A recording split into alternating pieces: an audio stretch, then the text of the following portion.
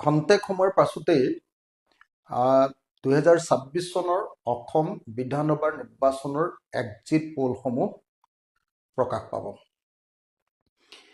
Exit পোলসমূহে যি কথাই নকওক লাগিলে, মই ৰাইজৰ দল আৰু বিৰোধী ঐক্যমঞ্চৰ প্ৰাৰ্থীসকলৰ আৰু বিৰোধী ঐক্যমঞ্চৰ সকলো দলৰ কৰ্মীসকলক ধৈৰ্য ধৰি ষ্ট্ৰং ৰুম সুৰক্ষিত কৰি ৰাখিবৰ কাৰণে আহ্বান জনাইছোঁ।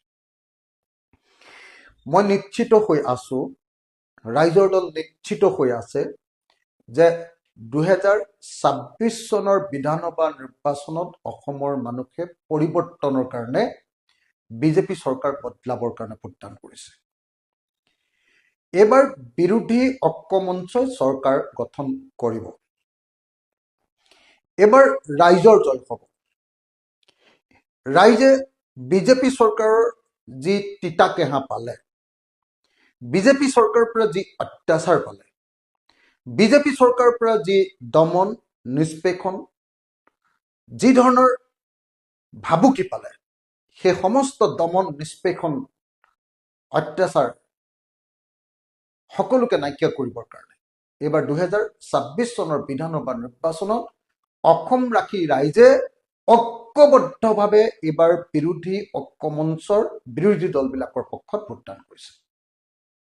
সেইকাৰণে এক্সিট পোলে যিয়ে নকওক লাগিলে, এক্সিট পোলবিলাকে সাধাৰণতে চৰকাৰী পক্ষত কথা কয়। এক্সিট পোলবিলাকৰ গোটেই চিষ্টেমটোতে সেই সমস্যাটো থাকি যায়। কাৰণ তেওঁলোকে এক্সিট পোল মানে তেওঁলোকে অসমৰ যিমান মানুহে ভোট দিছে তেওঁলোকৰ পৰা মতামত নলয়। তেওঁলোকে মতামত লয় গোটেই অসমৰ 5,000 বা 6,000 মানুহৰ পৰা বা 2,000 বা 3,000 মানুহৰ পৰা চেম্পল চাৰ্ভে। কোনোবা এটা চেণ্টাৰত কেইজনমান মানুহৰ পৰা তেওঁলোকে মতামত লয়।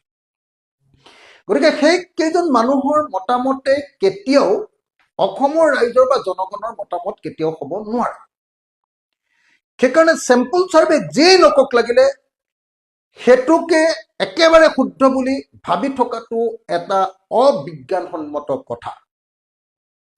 মই ভাবো মোৰ গোটেই জীৱনৰ দীঘলীয়া আন্দোলনৰ জনতাৰ লগত থকা সম্পৰ্কৰ পৰা মই এবাৰ আপোনালোকক ক'ব পাৰো যে 2026 চনৰ বিধানসভা নিৰ্বাচনত অসমৰ ৰাইজে 2016 চনৰ বিধানসভা নিৰ্বাচনৰ দৰে পৰিৱৰ্তনৰ কাৰণে ভোটদান কৰিছে। 2026 চনৰ বিধানসভা নিৰ্বাচনত অসমৰ ৰাইজে এইবাৰ চৰকাৰ সলনি কৰিবৰ কাৰণে, সাম্প্ৰদায়িক ফেচিবাদী চৰকাৰ সলনি কৰিবৰ কাৰণে, হিমন্ত বিশ্ব শৰ্মাক বদলাই দিবৰ কাৰণে ভোটদান কৰিছে। সেইকাৰণে মই সকলো মানুহক ধৈৰ্য ধৰি ৰবৰ কাৰণে আহ্বান জনাইছো। এক্সিট পোলে কি কয় মই নাজানো, খন্তেক সময়ৰ পাছত এক্সিট পোল ওলাব, কিন্তু মই জানো যে এই এক্সিট পোলে বিজেপি চৰকাৰৰ পক্ষতেই কথা ক'ব।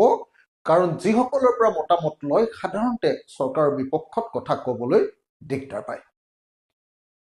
সেইকাৰণে এই মুহূৰ্তত এক্সিট পোলৰ ৰিজাল্ট দেখি কোনো বিৰোধী পক্ষৰ মানুহে, সেয়া ৰাইজৰ দলে হওক, সেয়া কংগ্ৰেছেই হওক, সেয়া জাতীয় পৰিষদে হওক, সেয়া APHLCয়ে হওক, সেয়া বামপন্থী দলবিলাকেই হওক, কোনেও যাতে কেতিয়াও বিতত নহয়, ভয় নাখায়, ধৈৰ্যচ্যুতি নঘটায়, তাৰ কাৰণে মই আহ্বান জনাইছো।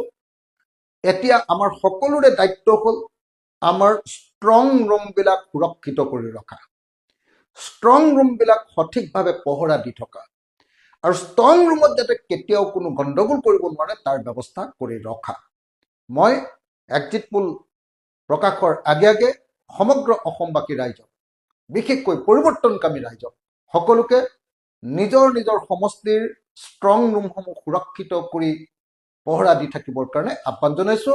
আৰু মই নিশ্চয়তা প্ৰদান কৰিছো যে এইবাৰ ৰাইজৰ জয় হ'ব, বিজেপি চৰকাৰ পৰাভূত হ'ব, চৰকাৰ পৰিৱৰ্তন হ'ব আৰু বিৰোধী ঐক্যমঞ্চৰ চৰকাৰ হ'ব, আৰু আমি পৰিৱৰ্তনৰ সোৱাদ অসমৰ ৰাইজক দিব পাৰিম। ধন্যবাদ। জয় অসম।